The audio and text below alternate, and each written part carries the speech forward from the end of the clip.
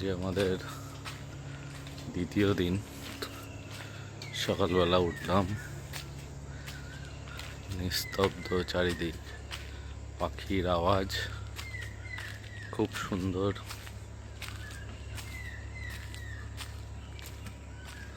দেখুন একদম নিরিবিলি, কোনো কোলাহল নেই, পাখি ডাকছে।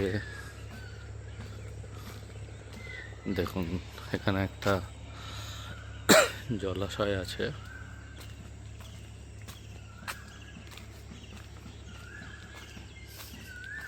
এখানটা একটু বসার জায়গা রয়েছে, কত সুন্দর।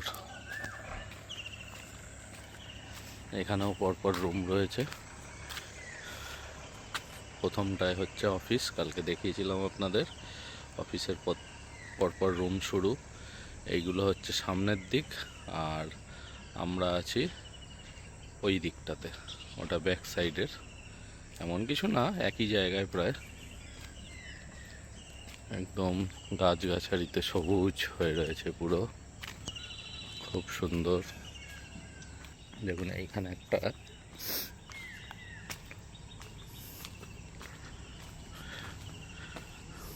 কটেজ টাইপের রয়েছে,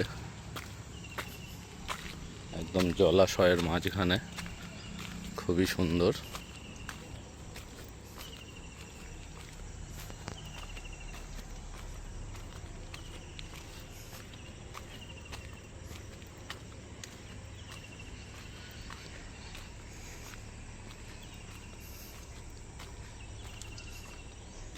এখানটাতেও থাকার ব্যবস্থা রয়েছে, কিন্তু আপাতত এটা তালা দেওয়া, একদম চারিদিকে জল,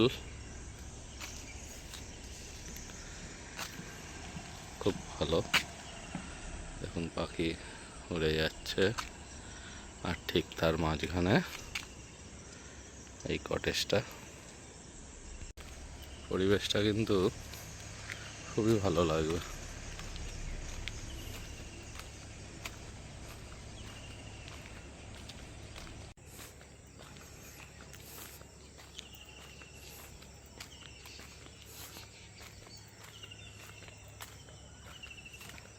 এখানটায় পার্কের মতন ব্যবস্থা করা আছে।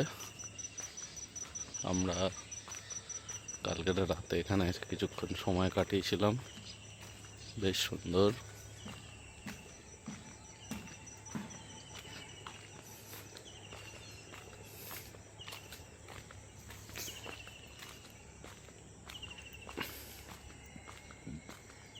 এই হচ্ছে গেট।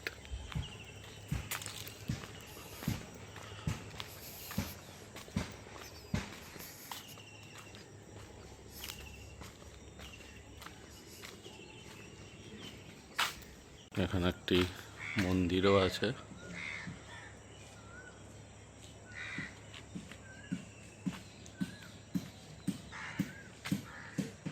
বেশ ভালো। দীঘায় যেরকম ভিড়ভাট্টা, তার থেকে একটু দূরে আপনি এখানে এসে থাকতেই পারেন। নিজস্ব গাড়ি থাকলে এখান থেকে 2-4 মিনিটের রাস্তা নিউ দীঘা বিচ। পাশেই আবার একটা বড় বিশাল প্রজেক্ট হচ্ছে, রিসর্ট টাইপের। এখানে জিজ্ঞাসা করলাম, অম্বুজা কোম্পানির একটা প্রজেক্ট, এটা কিন্তু যখন সম্পূর্ণ তৈরি হবে বেশ সুন্দর লাগবে দেখতে। আমি সকালবেলা উঠে একটু হাঁটাহাঁটি করতে বেরোলাম। সকালবেলা পাখির ডাক, চারিদিকে সবুজ, আর হাতে চা।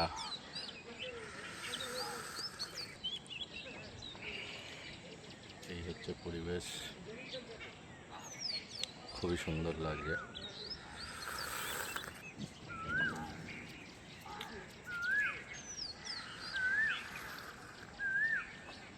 সকালে উঠে একটু হাঁটাহাঁটি করছি, হাঁটতে হাঁটতে একটু বিচের দিকে চলে এলাম। ভোরবেলা এইখানের সৌন্দর্যটা হচ্ছে কি, চারিদিকে দেখুন গাছগাছালিতে ভরা একদম। আপনি পাখির যে ডাকটা ভোরবেলার, সেইটা কিন্তু আপনি স্পষ্ট বুঝতে পারবেন। এই কটা সিঁড়ি উঠলেই কিন্তু দেখুন সামনে সিঁড়ি দিয়ে উঠে চলে এলাম ওই সামনে বিশাল সমুদ্র।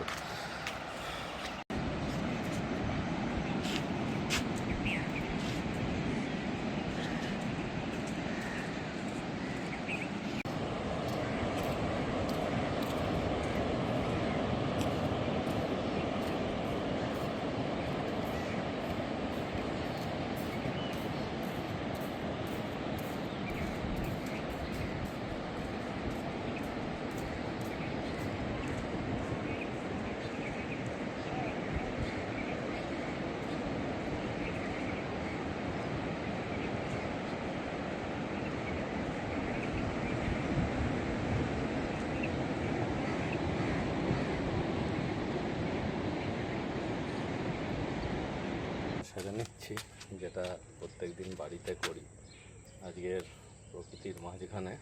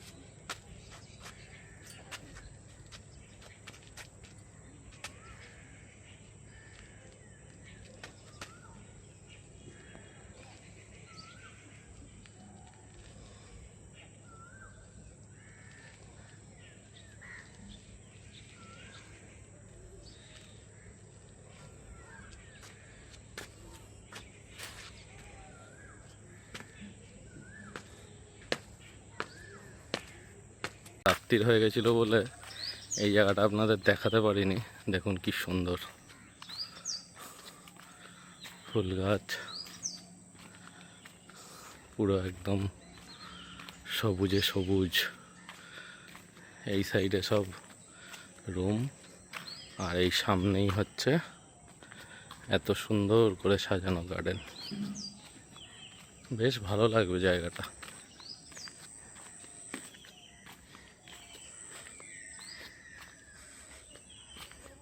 দেখুন কত ফুল গাছ হয়ে রয়েছে।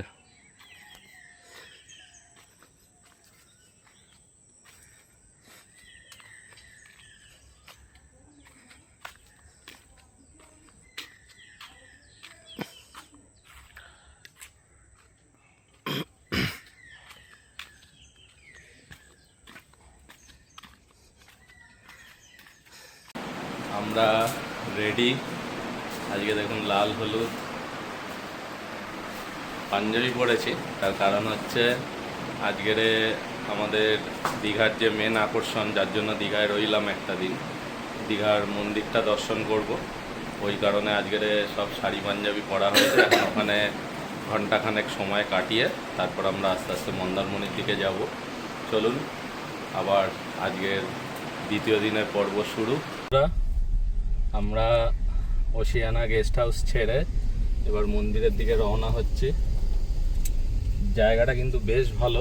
আমি সকালবেলা ভোরবেলা ভিডিও করে আপনাদের সাথে শেয়ার করেছি, দেখবেন। আপনারাও এলে এই জায়গাটা ট্রাই করতে পারেন। আমার তো ভালোই লেগেছে। নেক্সট যদি আবার কখনো দীঘা আসি, অ্যাকচুয়ালি আমরা একদিন ছুটি পাই, বেশি তো হাতে ছুটি থাকে না। ওই মন্দারমণিটাই বেশিরভাগ যাই, নিরিবিলি ভালো লাগে, তাই এই জায়গাটাও ভালো লেগেছে। এখন আমরা মন্দির যাচ্ছি, চলুন পুরো ব্যাপারটাই আপনাদের সাথে শেয়ার করব। এই নিউ দীঘা বিচ পেছনে আমাদের ফেলে আমরা এবার মন্দিরের দিকে যাচ্ছি। এটাই হচ্ছে নিউ দীঘার মেন যে জমজমাট জায়গাটা, মেন হোটেল যেখানটায় সব থেকে বেশি। আর এই যে দেখুন বাস রুট, এটা পুরো এইগুলোকে ফেলে আমরা মন্দিরের দিকে এগোচ্ছি। এই রাস্তাতেই সোজা মন্দির পড়বে। মন্দিরে ঘন্টা দেড়েক, 1-1.5 ঘন্টা সময় আমাদের আছে। থেকে আমরা মন্দারমণি যাব। মন্দারমণি এখান থেকে খুব বেশি হলে 40 মিনিট লাগবে আমাদের ডেস্টিনেশন পৌঁছতে। তবে মন্দারমণিতে কিন্তু আপনাদের জন্য একটা সারপ্রাইজ আছে, অপেক্ষা করুন, ব্লগটা দেখতে থাকুন। এই সামনেই আমাদের মন্দির, আর এদিকে গাড়ি পার্কিং করলাম। এইখানে জুতো রাখার সমস্ত ব্যবস্থা আছে, জুতো রেখে দিলাম। এবার আস্তে আস্তে মন্দিরের দিকে এগোচ্ছি। ভেতরে ডালার সিস্টেম নেই? ভেতরেও আছে, তাহলে ভেতরেই নেবো, বুঝলে?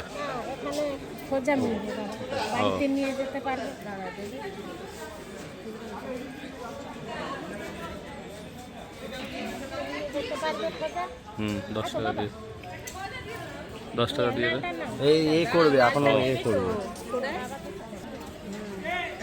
না দিলে ভালো লাগবে। সরে আসছো কেন গো? দেখবো বাড়িতে গিয়ে, গিয়ে দেখবে। এগুলোই তো মনে থাকবে যে মাসির কাছে পড়েছিলাম, আর না তো মনে থাকবে, তাই না বলো? কত ছবি আছে, কত ছবি আমাদের গিয়েছে। হ্যাঁ,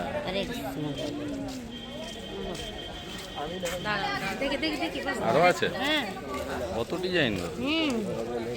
গোবিন্দর তিলক, এটা গোপী তিলক, এটা রাধা পরেছিল। আচ্ছা, আর কালিয়া পরেছেন এরকম, গোবিন্দ পরেছেন এরকম। দে দে। গেট থেকে প্রবেশ করলাম, এখানে চেকিং পত্র হলো, ব্যাগ ট্যাগ। এবার আমরা মন্দিরের দিকে যাচ্ছি। বেশ বিশাল জায়গা নিয়ে কিন্তু হয়েছে মন্দিরটা, সুন্দর লাগছে। রোজ ছাতাটা আনতে হবে, চেকিং করে আমার তো ওই যাচ্ছি আমরা, ওই নামবে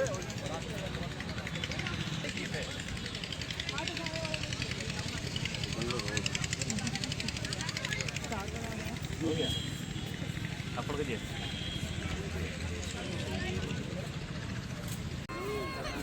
দেখুন কত বড় গীতা, পড়া যাবে?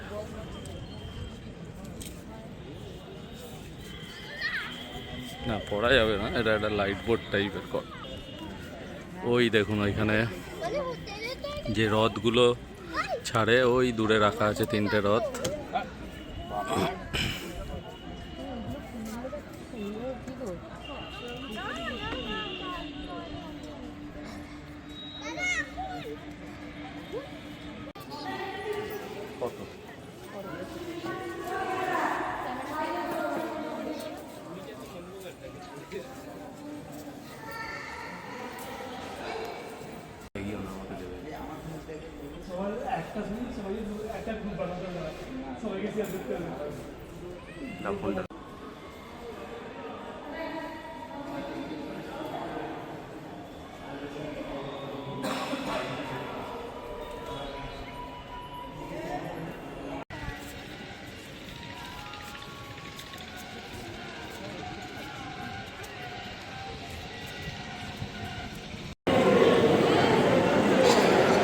পুজো দিয়ে জাস্ট বেরোলাম, ভেতরে ক্যামেরা অ্যালাউ নেই, তাও ওই যেটুকু পেরেছি আপনাদের দেখিয়েছি। আর এই জাস্ট বেরোলাম, তবে বাইরেটা কিন্তু খুবই ভালো, রোদ আছে একটু, গরমটা অতটা নেই বলে তাও একটু ঘোরা যাচ্ছে। আমরা এখন কিছু ছবি টবি তুলব। আমাদের জগন্নাথ দেবের প্রসাদ আপনাদের তো দিতে পারছি না, আমরা এই প্রসাদ গ্রহণ। নমস্কার করি দাও।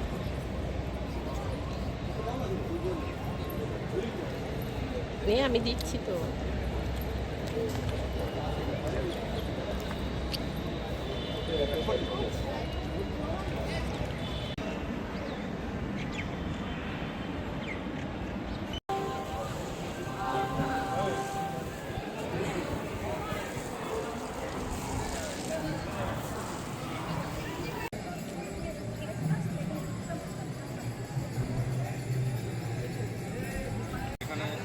যা করি ওদের দে আমায় দে, তোরা এখান থেকে যা। বাবা ভোলেনাথ বলছে আমাকে ছেড়ে ওখানে কোন ঠাকুর আছে পুরীতে। আমরা অনেক ফটো টটো তুললাম, জায়গাটা বেশ ভালো। রোদের জন্য একটু হাঁটাহাঁটি করতে কষ্ট হচ্ছে, কিন্তু ভালো লাগছে। মানে আমাদের হাতে যদি সময় থাকতো,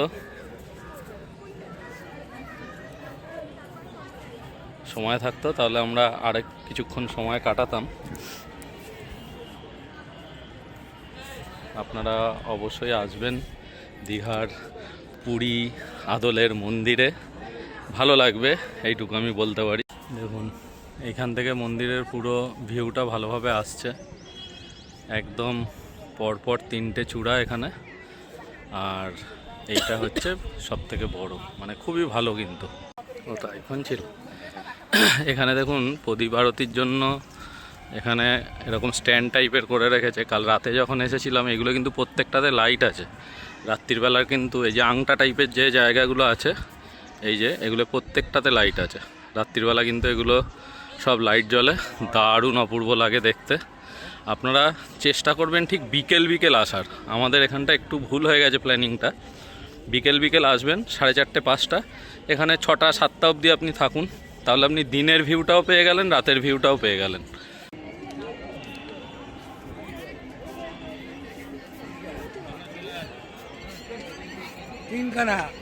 আমরা মন্দির থেকে বেরিয়ে একটু পেট ঠান্ডা করে নিচ্ছি।